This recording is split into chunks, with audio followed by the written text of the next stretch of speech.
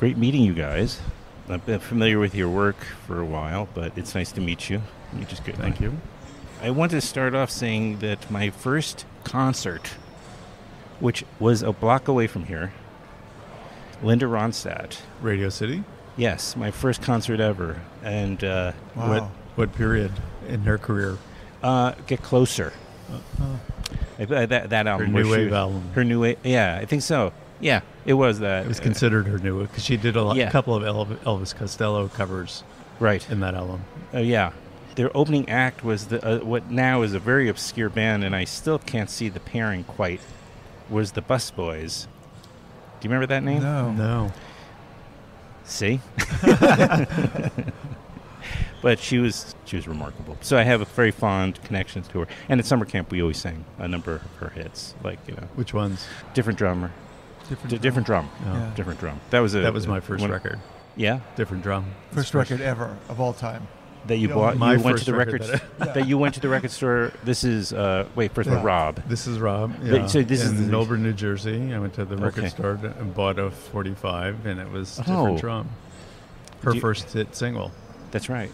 Yeah. I was a toddler. As a solo act, I guess. 'Cause Well, then she was still with the Stone Ponies. Oh, she was. Yeah. That was a Stone Pony song. Okay. So it was her first hit with Stone Ponies. Why Linda Ronstadt? That's the question.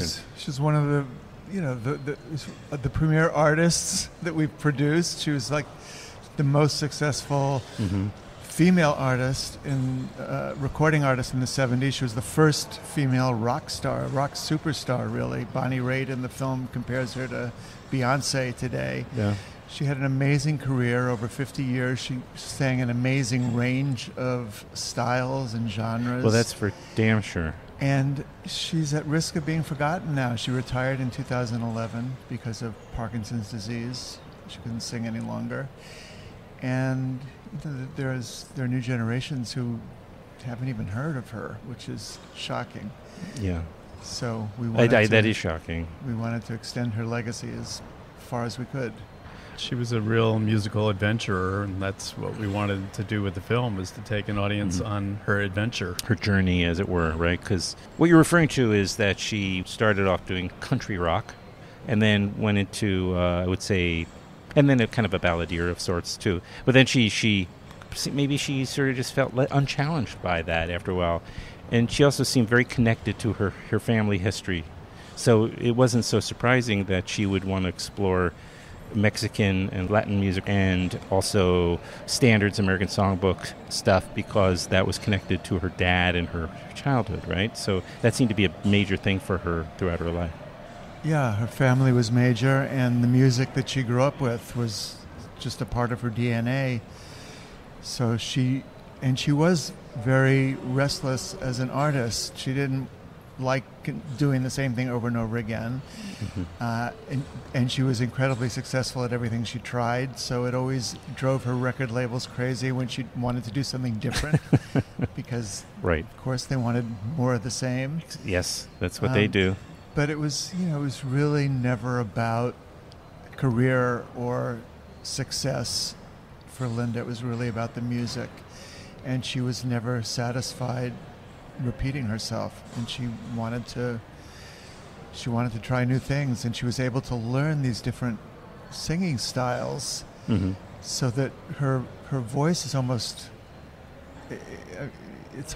unrecognizable from one genre to another. I mean, she was singing Gilbert and Sullivan That's operetta Where I saw her as well, actually, I forgot. in this Yeah. beautiful coloratura soprano that you would never have expected from hearing Different Drum. Well, it's not just hitting the notes, right? There's more to it than that when you're singing even operetta, which is maybe different than opera, but it's also has some similarities to It's singing very- opera. It's a different Very whole similar Yeah. voice. set of tools you have to... Same voice. As Dolly Parton says in the film, I couldn't do all that. Yeah, it's Which a lot I of think she breath might... work and Yes, exactly. Right. diaphragm work, and it's very It's not athletic. it's not just belting either. It's a lot of takes a lot of control. Yeah. And Right. she was all self-taught in all That's of her. remarkable. Although she And- did study for when she was singing opera, Oh yeah. but up until then she was, she was taught by her family, her brother talks about teaching her to sing with vibrato. Who's in the film? Which He's you in mentioned. the film, yeah. He was a boy soprano. Mhm. Later became a chief of police. That's a first, I'm sure, for any police It department. might be, maybe not. You never know. That's true as well. So you brought up Dolly Parton. You have quite a few of her contemporaries, including, of course, Emmylou Harris, who the three of them did very memorable two albums, or was it two they did? I think Three albums? Three women, three albums. Well, you mentioned Bonnie, and Carla Bonoff, singer-songwriter. Okay. Who wrote a lot of Linda Oh. and Bonnie's music as well. yeah, and Stevie Nicks, was she in there? She's in there too, Stevie Nicks? Or She did you just appears in the very end of the film, Okay. performing a Linda Ronstadt That's what song at the Rock and Roll Hall of Fame. which was a great moment. First of all, I should also mention you already brought up that Linda has Parkinson's and has had it for quite a while, and I just remember the last few appearances she made prior to this becoming public. She looked in very bad health, which Yeah. for someone who is always so spectacularly put together, I mean, she just always looks so great. Yeah, So it her was hard to see metabolism that. was off, yeah. And in fact, I don't know what she's doing now in terms of how she's, handling her crisis, She's- but she she's- looks great. Yeah. I mean, I have to No, say, she's She's remarkable. It was a relief. I think before I saw your fantastic documentary, 'cause it's called, again, Linda Ronstadt, The Sound of My Voice. I saw her on a Sunday morning show, and and it was it was nice because those are a little bit more nuanced. They're longer talks, which is always nice as opposed to a 5-minute show like mine. Walk away. That was great to see her there, and I did not know at that time that you guys were coming out with this documentary. So you will see she does participate, and you build up to that very nicely. No, thank you. That wasn't a question, though, but Well, in terms guess- of her Parkinson's, though, she's handling it remarkably. She's physically limited in terms of what she can do, but it hasn't limited her in terms of her engagement with the world and her engagement with life. but And the things she loves and cares about. sorry, it was, but it does. She has stepped away from the spotlight. She can't sing anymore. I know that, but she's also. She never cared about being in the spotlight. She just cared about Okay. singing. I mean, I think, Mhm. she says she can sing in her head, but not she can't do it physically anymore. Which is You do get something of a performance out of her, though. yeah. I mean, She wouldn't consider it that. I but, know, yeah. I know, but it was very moving and it Yeah. had to be for you guys. Well, she started as a harmony singer with her family, Yeah. so it was kind of going for full circle. Yeah, Yeah. it's amazing what the brain can do, though. Even when up against such odds, she still managed to control. She has still so much control even now. She was able to pull that off, what she did for the camera. But you can see how much she's working Yeah. to have that control. Well, in that yes, scene. that's true. Yes, and I'm sure it was not easy. Yeah, for her. No. But she does participate. It was great because, I mean, I haven't even seen her like in an audience like at the Rock and Roll Hall of Fame. She could have come, but Yeah. it's not. She's just not. She's going to go to the Kennedy Center honors. Oh, talk about that. What's if coming? her health allows her to do so. I mean, She's being feted for that. She's getting a Kennedy Center honor. Fantastic. Yeah. Is it what year? Well, she was just announced. I think she's Okay. going at the end of the year, the beginning of next year. Beginning of next year. It's yeah. next year. Yeah. Yeah. Oh, okay. Just it's not exactly like Obama is sitting crying during Aretha Yeah. Franklin's Oh, performance, no. of, for Carole King. Yeah, but well, we it's can hope the president hopefully won't be around by that point, period. well, I was wondering about that, but he doesn't We can always live show with up at hope. these things. Well, I'm glad to hear that that's happening and that she's being honored like that. She's one of those artists, and there was a bunch that were working all the time in the 60s and 70s into the 80s that, well, in her case, into the 90s, where you don't always remember the sheer number of hits Yeah. until you see a film like yours. Yeah. I mean, it's remarkable. Yeah, she was astonishingly successful commercially, but again, that was less important to her. And I Okay. think that Gave her a the lot of fact that she freedom, though, didn't- It gave her a lot of freedom. Yeah, Yeah. and it allowed her to go on the musical and to push back. adventures that she did go on. Yeah.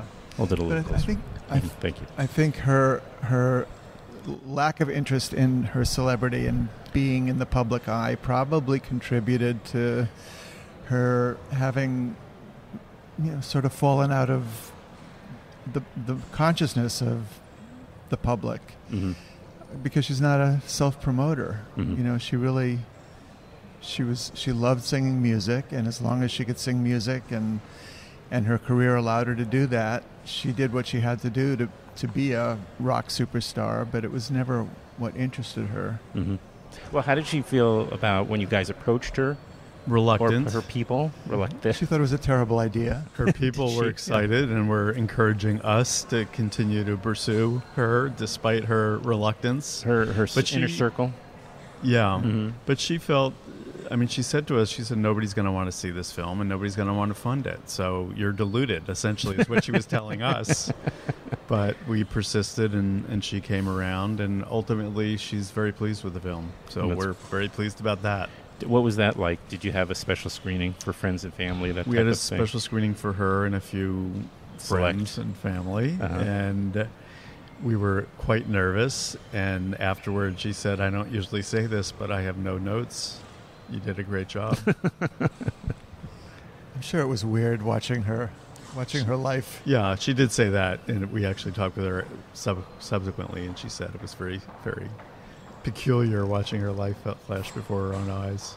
Yeah, and she also said we didn't embarrass her, and that was the barometer for her. Right. Was there material she was concerned about, or issues that were? Her real concern initially was that she wanted the performances to all be top notch. Right. Oh, so I see. She was concerned that there might be a performance that she felt wasn't worthy of being preserved for eternity, but she was pleased with everything in the film. Okay. Yeah, and also her career arced at the same time as the rock and roll lifestyle, which she certainly lived here and there. Parts of her life were definitely reflective of the rock and roll hype, right? The relationships. There was drugs. There was, I'm sure, the film. She wasn't concerned so much about that. She really, she's a very private person, and she really didn't want her children to be part of it. She always protected their privacy because she felt her celebrity status. She had children, so she does a good job of that. Was not something to impose on them. She has how many children? She's two adopted children. Oh, she adopted them? Yeah. Did she adopt them on her own, or was on her own? Yeah. Really? Yeah, it's a single mom. Great. Were they in the final part of the film and I missed it? Or? They're not. Because she sings with her brother and her cousin. Right. Oh, right. Her cousin. Yeah. Nephew. Yeah. That's right. It was very lovely. A new single. Yeah. Again, I did mention Dolly and Emmylou and Bonnie Raitt and a couple of others. Carla Bonoff you mentioned, but there's some men in it too. Don Henley. Jackson Brown. Aaron Neville, Ry Cooder. J.D. Souther. All the different chapters. Yeah. J.D. Souther, who she had an early relationship with, right? Yeah. Probably. She was irresistible and comes off still as irresistible. Yeah. I'd say. She's, Well, she was always herself. I think that's what people responded to. She sang all these different kinds of music, but it was always, her personality just came through, and she wasn't there was Madonna. Just something very authentic about her. Yeah. And she had this incredible voice, and it had such power and range and versatility. But there was never flash. That's true. Her huge stadium shows was just her and her band on stage, and she didn't really enjoy singing. Those, right? She really just didn't. She did not care to be singing in front of a huge crowd of people. Mm-hmm. We joke with her now that people see the film and consider her style maven, which she thinks is hilarious because she said, she was just wearing hippie clothes. Mm-hmm. She was a girl from Tucson who didn't know anything from fashion or accessories, so she did. Hippies were the arbiter of good taste then. She made them look good, though, whatever she put on. She always looked very fetching, I thought. Yeah. The name of the documentary is called Linda Ronstadt, The Sound of My Voice. It's going to premiere in New York City. And other cities on September 6th. Okay, September 6th. We'll link to, in the show notes, we'll link to your site, or so people can see where if it's check your local listings. I guess. LindaRonstadtMovie.com.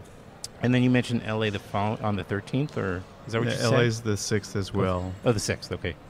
And then, All right. yeah, maybe in a dozen other cities the following weekend. It'll open broader. Wider and wider. Wider and wider, actually. And then it's a CNN film, so eventually there will obviously be a broadcast, but do yourself a favor. I'm talking to my audience, not you guys. You guys should do yourself a favor, too. See it. You're doing us a favor. Go to your, local theater or wherever it's playing near you and see it on the big screen and enjoy the music. And it's lovely looking film, and it sounds terrific. It's fun to Thank watch. you. And I was kind of dreading a little bit. I wasn't sure what we were going to get, but it has a very positive ending, I think, to the film. And her participation in it. You could see someone still very much alive and very much passionate about her music. Yeah. And the music's so alive. And the music is you get to evergreen. experience it. That's true. Again. What is next for you guys? Because you guys have been busy making documentaries for quite a long time now. Do you have some ideas of what the next project would be, or do you have to just sort of? We do have Let some it ruminate. ideas. We do have some ideas. But talk You is can make your cheap, big so we pitch don't here. like to talk about them before the reality. I see. And then somebody else may grab the idea. I suppose that's could There's happen that too. Because I have every filmmaker listening to this podcast. It was really great finally meeting you both and getting you you. on here. Yeah, I thanks. take It was this fun too. talking. Yeah. Thank you.